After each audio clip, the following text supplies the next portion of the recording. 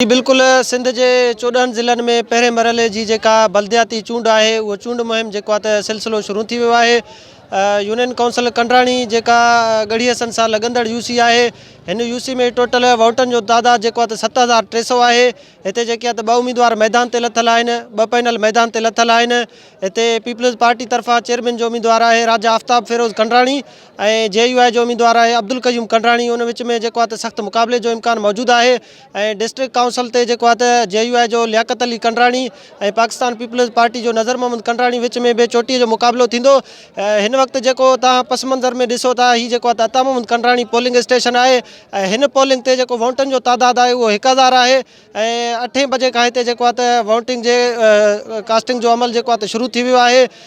जेकॾहिं सहूलियतुनि जे हवाले सां ॻाल्हि कजे त हिन जेको आहे त पोलिंग स्टेशन ते वोटर्स जे वेहण जे लाइ के बि सहूलियतूं न आहिनि कयूं हुयूं, न ई जेके आहे त टेंट या शामियाने जो बंदोबस्तु कयो वियो आहे। ऐं जेके आहे त पाणी जे हवाले सां पीअण जे पाणी जे हवाले सां बि को बि इंतज़ाम न आहिनि थियल।